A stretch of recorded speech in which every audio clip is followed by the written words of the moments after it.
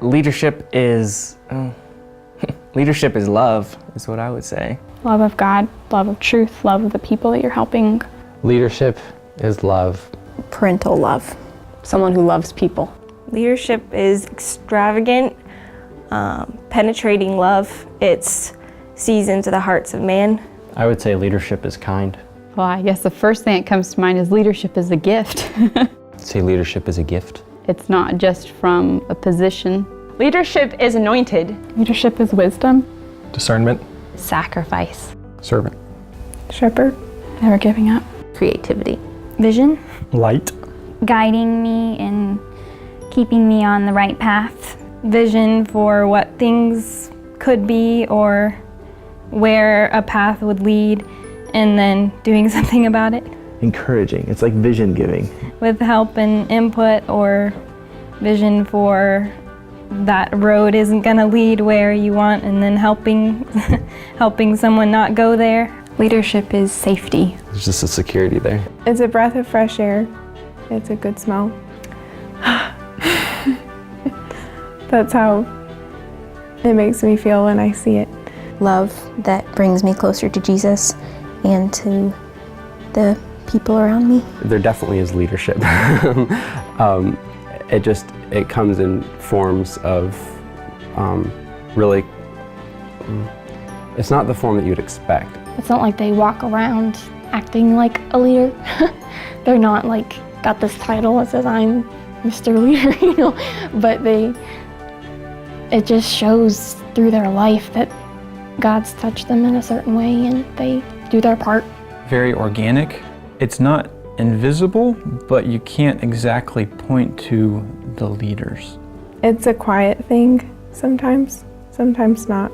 It shows up when it's needed, and it is always needed, but at the same time, it's not always out in front. Leadership in the world is just this guy, and he's the one that's close to God, and we'll just go there and listen to him, but you don't know him as a person or know his life, and he doesn't know your life because he's not in your life. I think when, the world thinks of leadership, they think of somebody who can speak well, or somebody who can manipulate well, or manage budgets well, or has educational background or something like that. The way leadership manifests itself in Jesus' people is something totally different. It's actually heartwarming in that there's someone that cares about who I am and what I'm going to be. Someone who is deeply in love with him and willing to lay down their lives for others, who isn't just out for their own glory or their own recognition, but is willing to do whatever it takes to see God's honor. Those that have those gifts are just right there on the same level, caring for children and caring for people, and they're part of your daily life. It's people who are looking out for us and looking out for me. A leader cares about someone's life and where they're going to be 5, 10, 15 years down the road, and that's what I've experienced, that there's that kind of care. An intimacy with God and being willing to sacrifice to know his heart, whether it be on a small, working out a relationship thing, or bigger of what he wants his church, his ecclesia to be. Who do I feel has responsibility for my soul? Who can I point to that really has a deep care and a pulse on how I'm doing? It could be anybody. It could be one of the moms, one of the, dads, or... Even as a 8-year-old, I knew the people who knew Jesus well, not because I had been told, but because being around them and looking in their eyes and the way they cared about me. I know from the time I was 5 years old, I could look around and tell you which people obviously had such a walk with God. I knew that they could see into my heart, and I knew that they loved me for real, and it wasn't anything for themselves. I knew who I trusted, I knew who the people around me trusted, I knew who obviously was deeply in love with Jesus. Talking about Jesus and how much they loved him and trying to explain who he was. It's just something that kind of I saw from everyday life around the body of Christ for 20 years. The fruit that you see in their life, that they live totally and utterly for Jesus. Like, there are definitely people that when I have certain questions, I go to them and I'm like, I know that you've helped me in this area before, or so-and-so told me that you helped them when they asked you this question, and so I'll go to that person. It really is a day-to-day kind of leadership. It's making things personal to me and how I can grow in those areas. Someone who does know me and does know us as a collective whole, what our tendencies are. You can see the fruit in the life in their eyes, and you're drawn to that, and you see that they have something that you don't. I think it's fruit. I mean, there's people that I could see it. The knowledge of him, the care of his people, that, you know, there are obviously certain men and women I've known my entire life who, if there was an issue or a problem, that's who you'd turn to. And they've impacted other people's lives, they've impacted my life. Like when I get in a pickle and I don't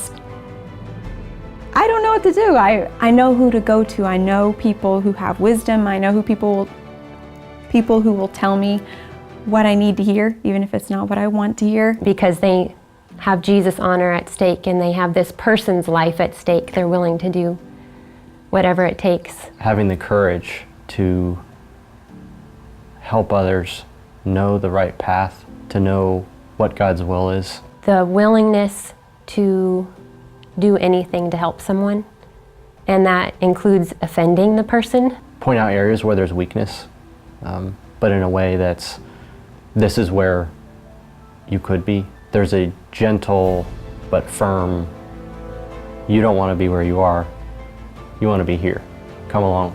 When you know that it's out of love, it really inspires you to be more and do more. More like parents and children. Just left to myself, without the leadership, without help, that I would find ways to hurt myself and others. Like fathers to younger Christians, to people who lack wisdom, who lack understanding. So just the ability to have people around me who have walked with God longer, who've been on this earth longer than me.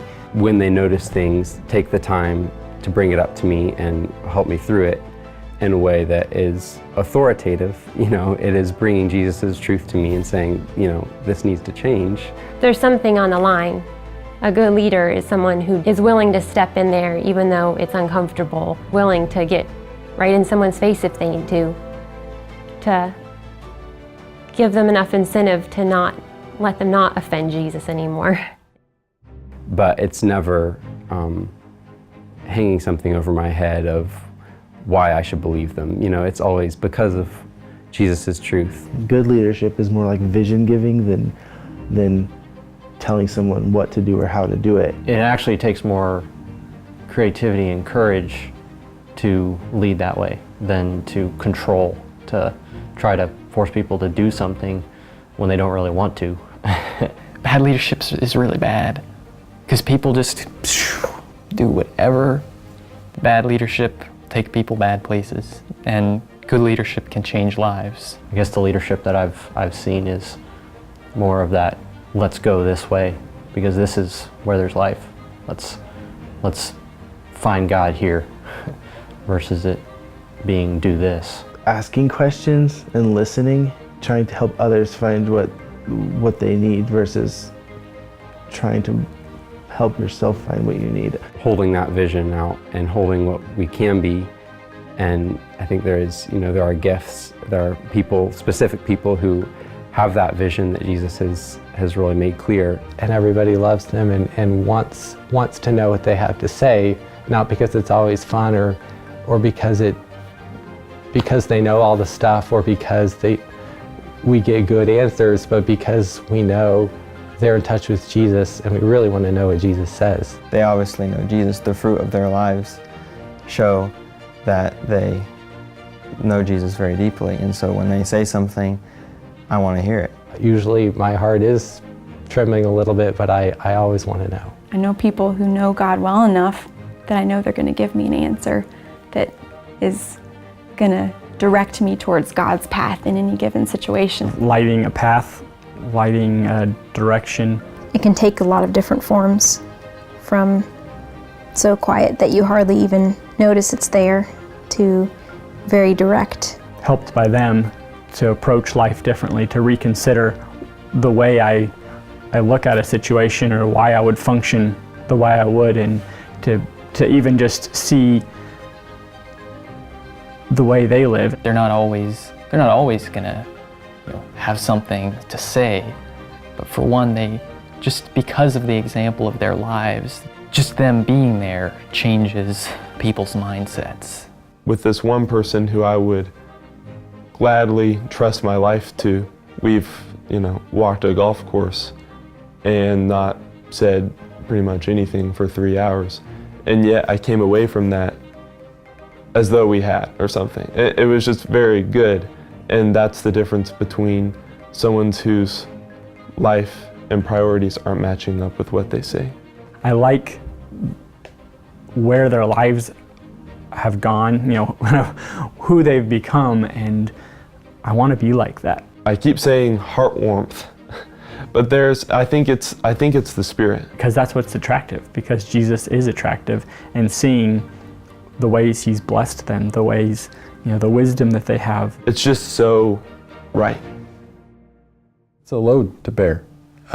They do it happily. Their ability to love others in stressful situations, their ability to care about me when I'm a mess, their ability to have patience with me and to work through situations in my life, their care to notice something, or to, in very busy situations, while they're halfway across the globe and I'm in bed sick, to ask me how I'm doing when they're busy, when they're very busy, still caring about me. And no complaining, but on top of that, additional giving, additional serving, additional love that maybe isn't even really their responsibility, but they take it on anyway. A leader is someone who is willing to sacrifice their own sleep and the things that they wanted to do with their day in order to be there for somebody else, whether they notice it or not. It's like being sick and asking God, hey, I'll take their sickness too.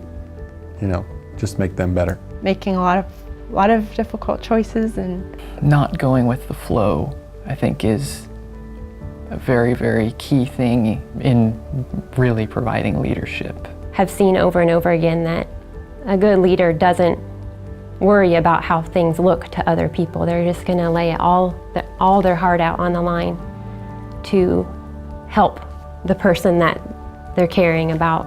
Laying down your time and your dignity and what you wanted your life to be for other people. Not worry about their own reputation and what other people are thinking about them along the way. They can help others because they know it's not about them. Willing to look bad themselves for the sake of somebody else. The leaders that I know are humble and wise. He or she can't be good enough, or spiritual enough, or wise enough to be a good leader. Everything good is Jesus. They realize that. The things I'm hearing, the help and the wisdom that I'm getting, scriptures come to mind that agree with it right away. No bad tree can bear good fruit.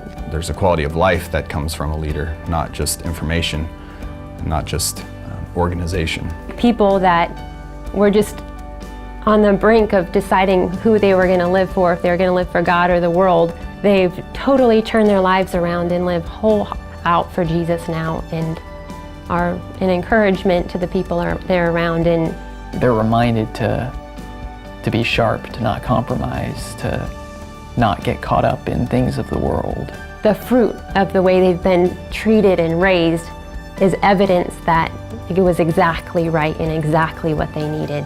To be focused on why I'm here on this earth and why I'm caring about others, why I'm choosing to lay down my own preferences and thoughts, and why I'm choosing to run from sin and to not even dwell there, but to choose a pure and holy path. Seeing that in others has really helped me focus there and not just kind of let my vision drift or get tainted by the world around me. They watch over us, they protect us, they're a solid rock. It brings great peace. It's special and helpful. The word leadership actually always is kind of been funny to me, because I don't think I just didn't grow up with that word. I would never have called anyone a leader. The idea would have just made me laugh. Leadership is really about someone who walks closely with God and is diligent about caring about other people. No one was in charge. They just cared. They just cared about Jesus, and they cared about me, and they cared about the people around me, and they weren't going to be shallow. They weren't going to mince words. They were going to make sure that for anyone who cared to, that we were all living to Jesus' standard, to, you know, they cared to help us understand or see when we were falling short. Keeping it pure for God and His bride and what Jesus desires. If I can be told what to do, I can do it. But the next time it comes up, it's going to be a little different. It's like a remix, and it'll sound like a different song. But if they're telling me like what God's heart is in a situation, then that is like the ultimate like leadership, like way to approach a situation or a problem or some dispute, or it's just like that. You know it if you're around it. It's so real and it's so there and it's so not what I'm sure people would misunderstand me saying if I tried to describe it. They're kind of like the daddies you can run to when you need help or need extra insight. And it brings clarity and direction. Leadership is essential. Necessary? Leadership is leadership? That was an obvious one. I don't know if that's right, but that's what it is to me. Leadership is good. Next. It's summed up in love.